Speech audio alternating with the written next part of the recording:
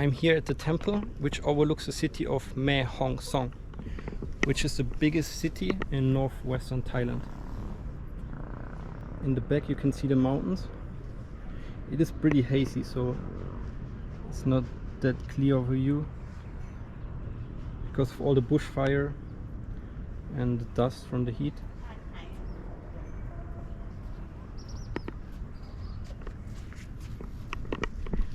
And from here I will start my journey more towards the north.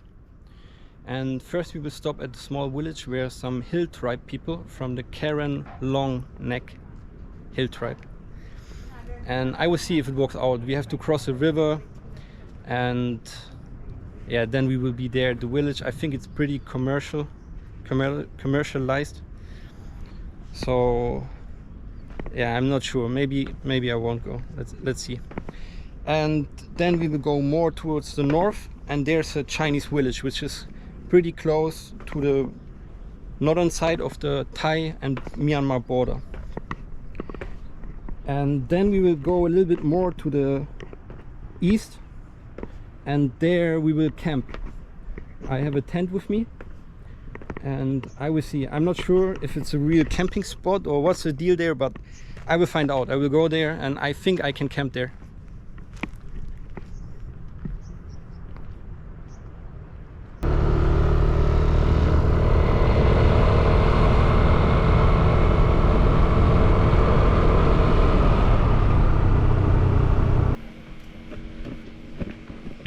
So I'm now in the village where the hill tribe people live, and one woman, she agreed to do like an interview, so we will talk to her. So sawadee. What's your name? My name is Matcha. Matcha. Yes. What's the reason why your tribe wear the rings around the neck? What's the reason for it? What do you think about the tradition, about the like a decoration? Decoration. So it's about like looking beautiful, right? Yeah, like before the belly very long, very beautiful. Uh-huh. Yeah, like Okay. I read in the internet like there's different stories why you wear the neck, so probably it's wrong because just some people write it down. But there's also written one story which is because of the tiger, so they cannot bite you. Yeah, I hear this story too. But it's not true, right? True, not true. Yeah, it's just some rumors. Yeah. Many stories. Yeah, many stories, right? Yeah. But for me, I think like a tradition, decoration from the woman. Yes, looks beautiful. Yeah, I like it. Before the pool very long like this. So can I touch it? Yeah. So maybe, Oh, but that's really heavy, guys. It's maybe like how much kilos? Maybe 3? about Maybe even 5. Yeah. 5. It's really heavy. And what's the material? It's copper? Brass. Brass. Ah, okay. Where you learn to speak so good English? From the tourist camp. Okay, you speak better English than me, I think. No. My English is bad as well. Me. Little. Little, yes. And like your ring, you're gonna make it more longer, or you're gonna keep that size? For me now, I think I keep this side. I don't want to more. So this bone gonna start to go down, right? Yeah. The next same normal, but for sure down. Just a look like longer. Young people now, I think she want million, not so long. Yeah, I understand. Okay, it's Like interesting. this, you can try to take a photo like this. If I take it on? Yeah. No, thank you. I don't want that. But thanks. And you want to go back to Myanmar someday? Maybe in the future, if the situation changed there with the politics? Like for me now, I think like this. If I go back someday, I might to start zero again. Okay, I understand. So it's hard.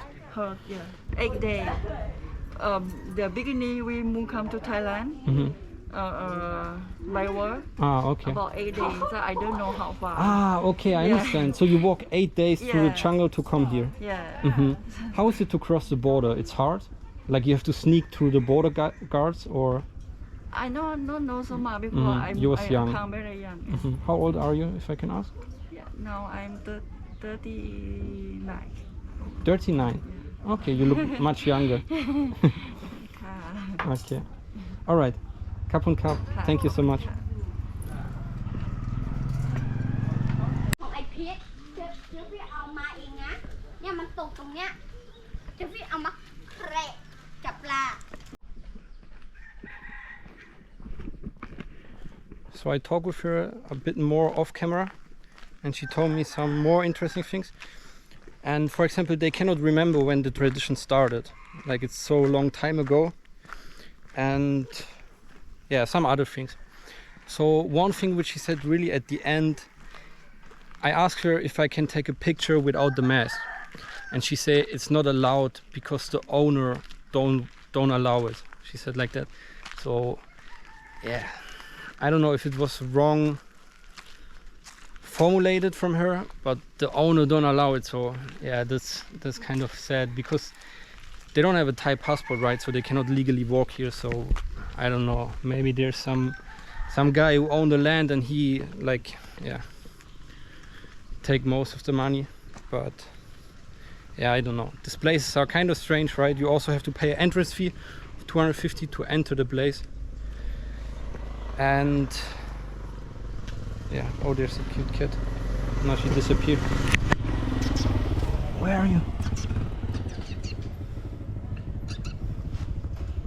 Okay, whatever, she's gone. So yeah, it's a bit like you come there and to look at the people, right? It's kind of strange, but you support them, and especially they're refugees, so they cannot legally walk here. So if I would take the boat, it would be this river, and then you can reach another village which is located more to the south, and you drive around, I think 10 minutes to go to the village. So they wanted way too much money, that's why I went to another village where you just can drive to.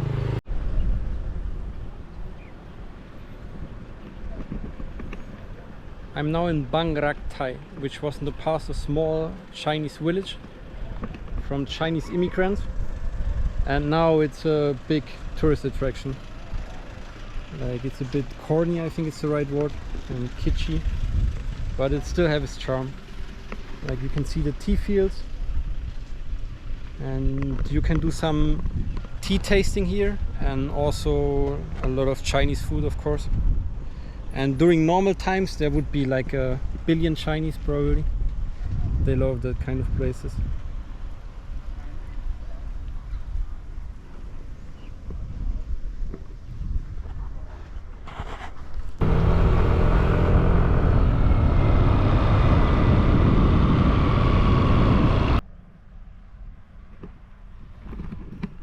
Alright, I just stop at the side of the road and we go into this direction.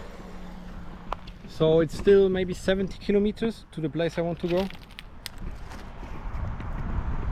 And we are quite deep in the mountains now. But it's still freaking hot. Like today it's boiling. I think it's the hottest day since I'm in Thailand. And I have to put sunscreen on again. I think I have to do that like every hour, otherwise I'm gonna look like a lobster. And it's really dry here. Like, it remembers me a bit about Spain, like the pine trees there.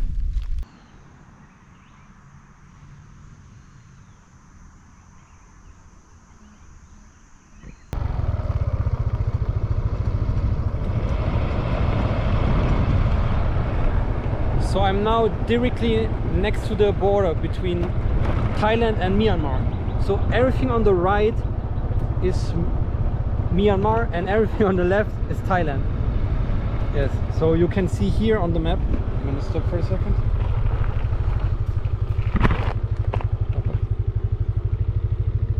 You can see the white one is the road and the black one is the actual border. I think it's not really focusing. So up there was a military checkpoint, and he say I can go but come back, he said. So yeah, obviously. But if you want to sneak over to Myanmar, you know now where to go. You just have to go in this bush and you're in Myanmar. And it's stunning, it's so beautiful.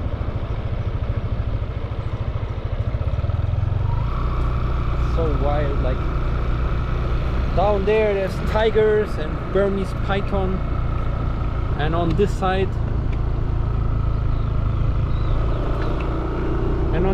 like that's rebel controlled area, so that's not, the Myanmar government is not in control of this part, which is all along here. So there's different rebel groups.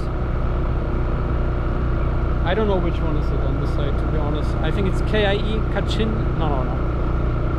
I don't know. I don't want to say anything which is wrong. But there's a lot of different rebel groups, and one of the rebel groups, they hold this territory. So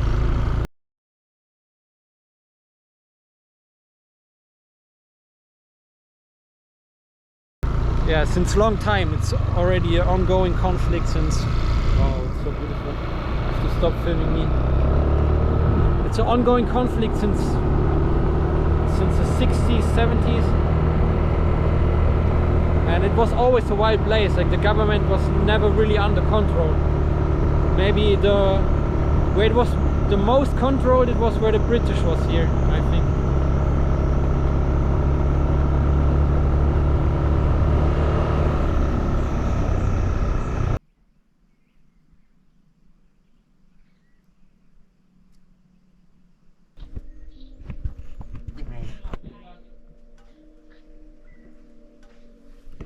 Alright, I'm here at the checkpoint and they allow me to film, but they're not really communicative. There's some dogs as well. He's on the phone. He's also on the phone.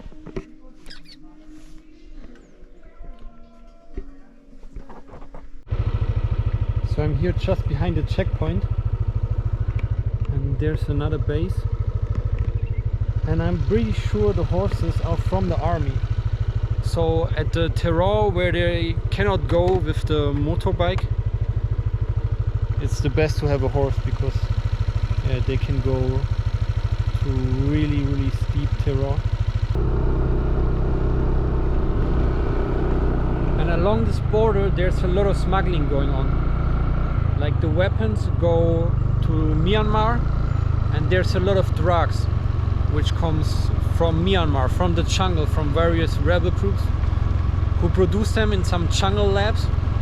Yes, and they bring them to Thailand, and from Thailand they get distributed to other Southeast Asian countries.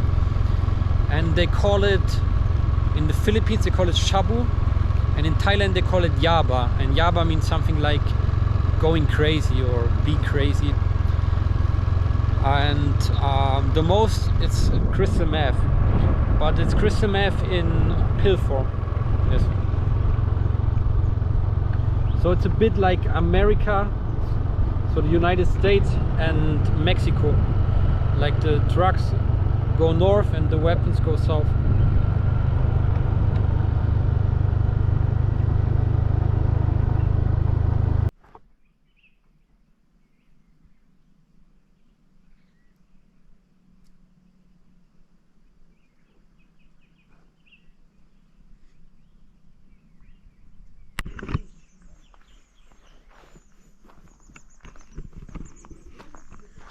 So I'm now at the place where I wanted to stay for the night with the tent, but it's closed, everything.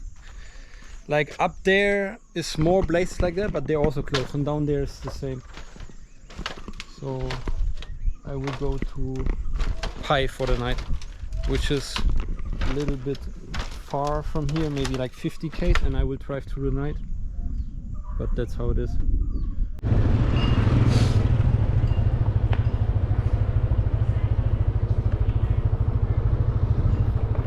Alright guys, check out this town. I just stopped here to buy some water, and for some reason everybody's drinking here. I don't know. I also saw one girl, like she was for sure not older than 15, and she got a beer bottle.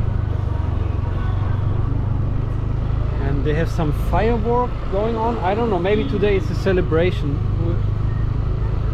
That's why, but it feels really strange here.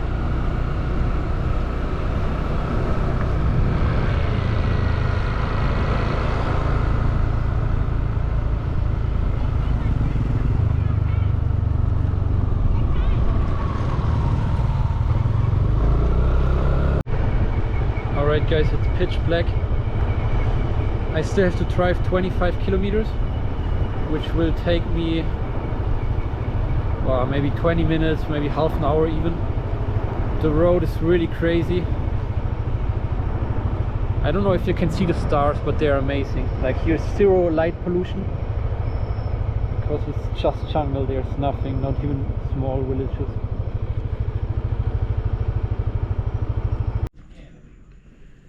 Alright, I made it. Here's the bike. That's my room. So my battery is about to die. It's just 1%. And the room is really cheap. I don't know, 300-400 baht, something like that. I will put it in the screen. That's the bathroom. Yeah, now it's, what time is it? Where's my phone? It is 9. Yeah, long day. That's it.